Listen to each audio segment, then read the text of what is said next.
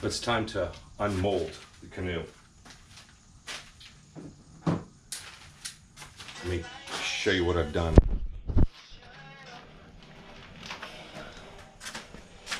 I've removed most of the forms from underneath, and the rest of them are loose, like this. This is how I remove the forms.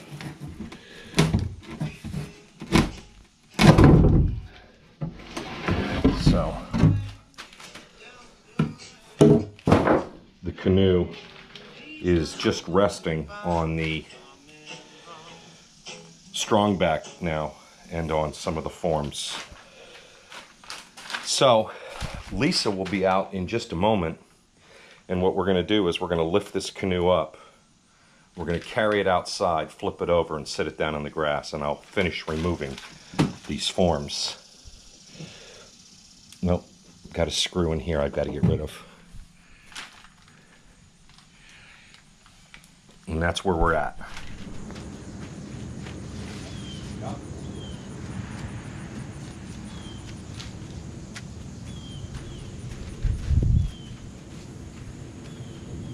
Okay, the form just fell out, so don't trip on it. Okay, that's good right there. Now, let's see if we... Okay, let's just sit it down. All right. And now, let's just leave it like that.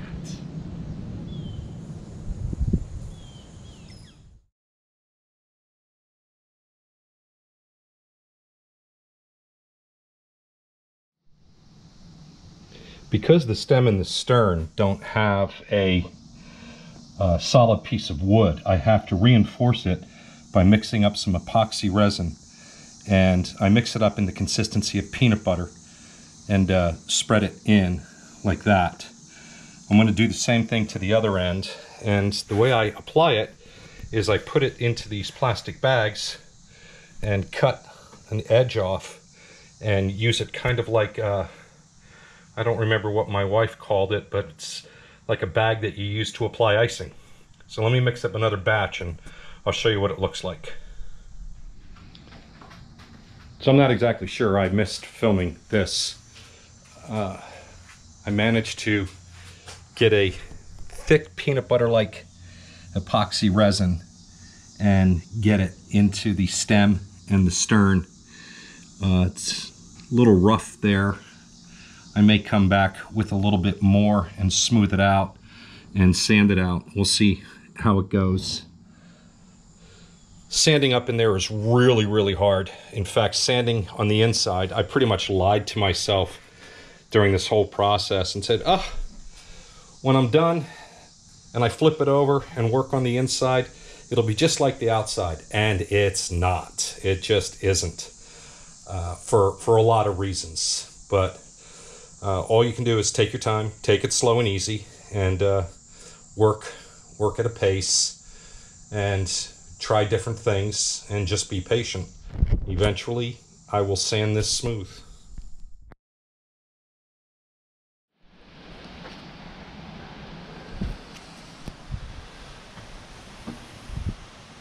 Really coming down. Now, sanded the inside and I put a seal coat on the inside. Now, I had convinced myself that the inside would be as easy to sand as the outside, and boy, was I wrong. It is not, and I spent a great deal of time sanding this and did not do the best of jobs. I don't know if you can tell, but there's a great deal of waviness in this. But it's the inside of the canoe. It's my first time. I'm not entirely concerned about that. Now, this lumber that you see here, this is going to be the Gunnels. And the canoe is 16 feet long, and the longest board I could find was 12 feet. So I need to do a scarf joint.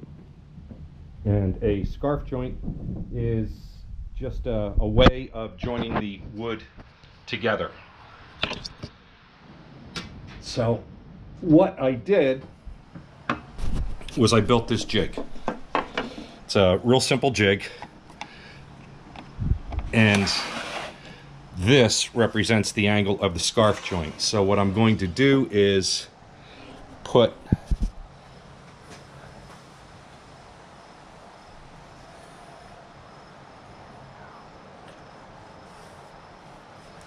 this in like this,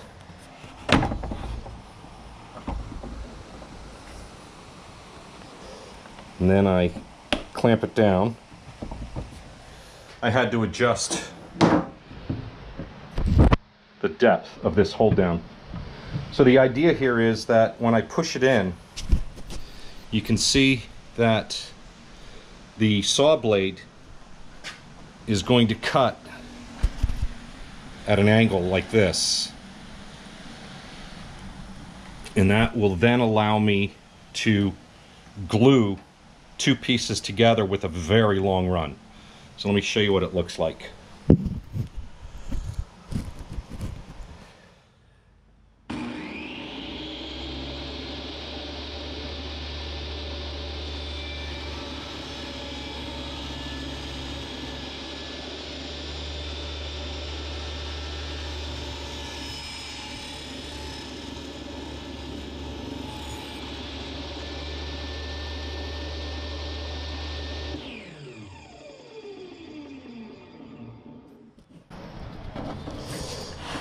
And in its simplest form, that's a scarf. And when I cut the opposing side, be able to glue it on just like that. Just like that. So let me get the others out and I'll get busy.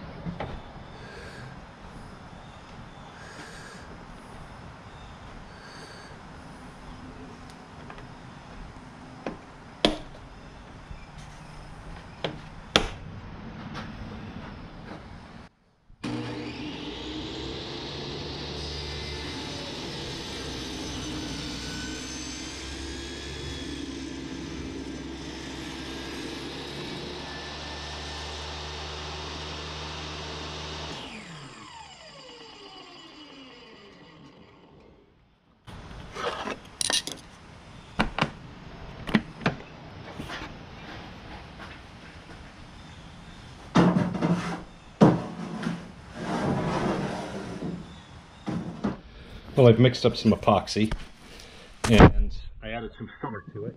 See if I can get a camera angle on this. I'm not sure how this is going to turn out. And I take the epoxy and I spread it on the scarf and wet it really well. The filler is going to fill any gaps that are the result of an imprecise cut. And I have saran wrap. I'm not exactly sure what the plastic wrap. I only know it as saran wrap. Isn't that great marketing?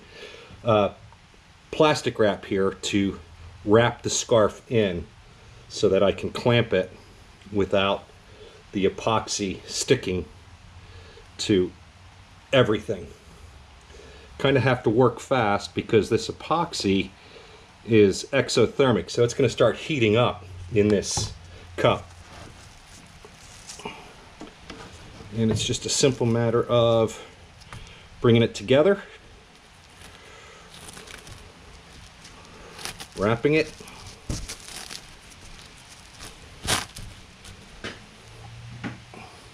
clamping it.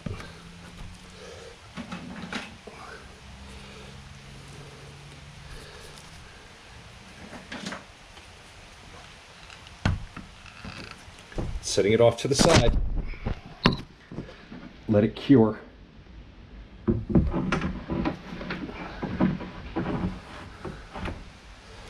And on to the next one.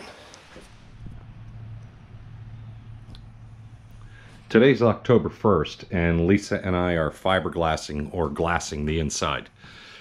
And I can tell you that I've approached this with a great deal of trepidation, as I did with the fiberglassing of the outside. I probably could have done this sooner, but I just kept putting it off. Well, we've got the first coat in, and mistakes were made. There's just no doubt about it. But the fiberglass is in, the first coat is done, and we will do a second coat. And then because of some issues that we ran into, I will probably lightly sand and roll on a third coat. And one of the issues is, let's see if I can find it. Well, right here. Let's see if you can see that. It's a bubble there, a little air bubble. And that comes about because the epoxy resin has an exothermic reaction and heats up, and air gets trapped underneath and will rise to the surface and create a little air bubble that we pop, and you never really smooth that out. So I'll have to lightly sand, and I'll do a roll-on coat of epoxy resin. The next coat that we're putting on in about an hour is to fully impregnate the fiberglass. But the hull is watertight now, I hope. And after this, all that will be left is woodwork. Started July 1st. Really didn't rush, just kind of took it easy. And today is October 1st, and I've probably wasted 3 weeks not really doing anything. So gives you an idea. You can probably get one of these done if you work on it in 2.5 to 3 months without too much effort. You know, your weekends and your evenings, do a little bit of work, and you can get one of these done in 2.5 to 3 months, just as a hobby.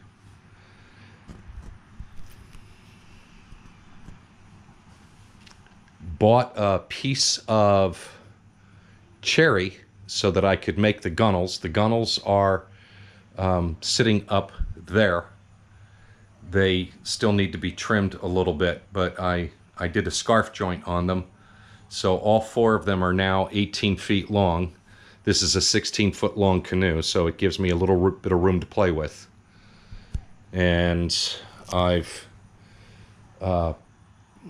marked out the center yoke. So Lisa's working on the seats. I have to do the gunnels, the center yoke, and then install the seats. And I'll also have to put the seal coat on, you know, scuff up the epoxy resin that's on here, and then put a seal coat on of varnish for UV protection to protect the epoxy resin. That's where we're at right now. Probably not going to finish this until November. I have, Lisa and I are going on vacation next week, so there'll be 2 weeks where I won't be doing anything with the boat, and I probably have a good solid week worth of work to do on the boat before it's complete. So looking for a launch sometime in early November. Hopefully it floats and Lisa's able to bring it safely to shore.